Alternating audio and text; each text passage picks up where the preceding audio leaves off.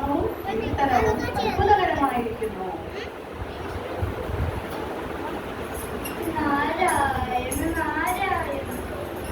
നാരദമുനി, മുനികളിൽ ശ്രേഷ്ഠനായവനെ, അവനെ ദർശിക്കുവാൻ കഴിഞ്ഞതിൽ ഈ ചെറുപ്പത്തിയായ ഞാൻ വളരെ ഭാഗ്യവാനാണ്.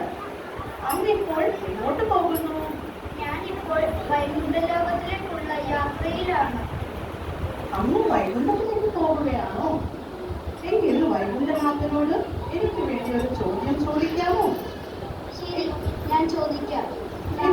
എനിക്കറിയേണ്ടത് ഇനി എത്ര ജന്മം വേണം ഭഗവാന്റെ അടുത്തെത്താൻ എന്നാണ്. ഞാൻ ചോദിക്കാം.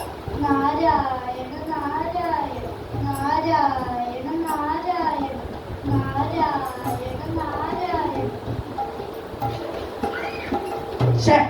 എന്റെ വഴിയിൽ നിന്നും മാറി നിൽക്കൂ. പൂജകൾ ചെയ്യുവാൻ വേണ്ടി ഇപ്പോൾ സ്നാനം കഴിഞ്ഞതേയുള്ളൂ.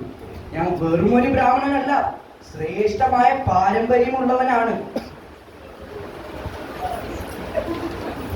നാരായണ നാരായണ.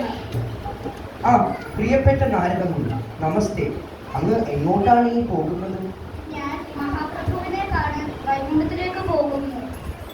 എങ്കിൽ പ്രഭു നാരായണനെ കാണുമ്പോൾ എനിക്ക് ഈ ജന്മത്തിൽ എപ്പോൾ ഭഗവാനെ ദർശിക്കാൻ കഴിയുമെന്ന് ചോദിക്കാമോ? വളരെ പെട്ടെന്നായിരിക്കും എന്നറിയാം, എന്നാലും. തീർച്ചയായും.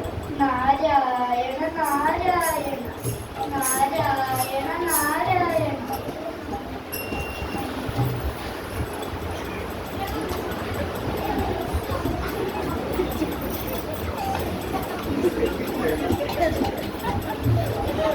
നാരായണ നാരായണ നാരായണ നാരായണ. ആ നാരദമുനി, എത്ര നാളായി കണ്ടിട്ട്? പറയുക, എവിടേക്കാണ് അവസാനമായി യാത്ര ചെയ്തത്? ഞാൻ പൂനെയിലായിരിക്കുമ്പോൾ രണ്ട് വ്യക്തികൾ എന്നോട് ചോദ്യങ്ങൾ ചോദിക്കാൻ ആവശ്യപ്പെട്ടു.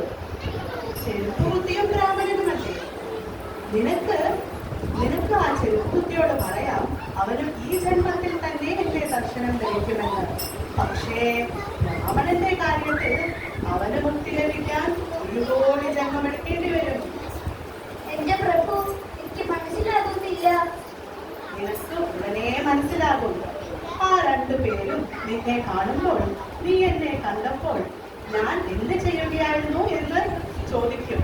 അപ്പോൾ അവരോട് പറയുക, ഞാനൊരു ആനയെ സൂചിയുടെ ദ്വാരത്തിൽ കൂടി കടത്താൻ ശ്രമിക്കുകയായിരുന്നു എന്ന്. ശരി പ്രഭു. നാരായണ നാരായണ നാരായണ നാരായണ.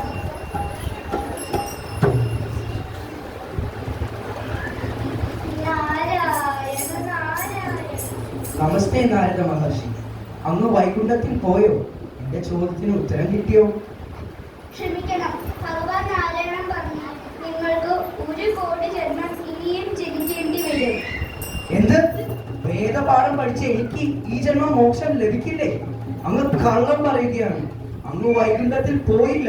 അങ്ങ് അവിടെ പോയിരുന്നെങ്കിൽ എന്നോട് പറയൂ, ഭഗവാൻ അവിടെ എന്ത് ചെയ്യുകയായിരുന്നു? ഭഗവാൻ ഒരു സൂചിയുടെ ദ്വാരത്തിൽ കൂടെ ഒരു ആനയെ കടത്തുവാൻ ശ്രമിക്കുകയായിരുന്നു. ഇത് വിശ്വസിക്കാൻ ഞാനൊരു വിഡ്ഢിയല്ല.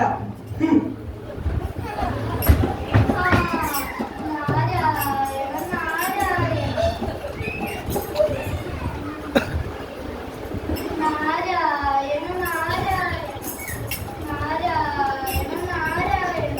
നാരദമുനി, അങ്ങ് വൈകുണ്ഠത്തിൽ പോയപ്പോൾ ഭഗവാൻ എന്ത് ചെയ്യുകയായിരുന്നു? ഭഗവാൻ നാരായണൻ ഒരു സൂചിയുടെ ദ്വാരത്തിൽ കൂടി ഒരു ആനയെ കടത്താൻ ശ്രമിക്കുകയായിരുന്നു. ഓ, എന്റെ ഭഗവാൻ എത്ര വലിയവനാണ്! അദ്ദേഹത്തിന് എന്തും ചെയ്യാൻ കഴിയും. താങ്കൾക്ക് അദ്ദേഹത്തിന് ചെയ്യാൻ പറ്റാത്തതായി ഒന്നും തന്നെ ഇല്ല. താങ്കൾക്ക് ഇത് വിശ്വസിക്കാൻ കഴിയുമോ? തീർച്ചയായും. അങ്ങ് ഈ ചെറിയ ആൽമര വിത്ത് കണ്ടുവോ? ഓരോ വിത്തിന്റെയും ഉള്ളിൽ അനേകം ചെറിയ വിത്തുകളുണ്ട്. ഓരോ വിത്തിലും ഇതുപോലെ വലിയ ആൽമരമുണ്ട്. എന്റെ പ്രഭുവിന് ഇത്ര വലിയ ആൽമരത്തിനെ ഒരു ചെറിയ വിത്തിൽ അളക്കാൻ കഴിയുമെങ്കിൽ ഒരു ആനയെ ഒരു സൂചിയുടെ ദ്വാരത്തിൽ കൂടി പുറത്തെടുക്കാനാണോ ഇത്ര പാട്? ജയരാജ ജയകൃഷ്ണ. ഇതാണ് ഒരു വിശ്വാസിയായ ഭക്തന്റെയും പറ്റി അറിയാം.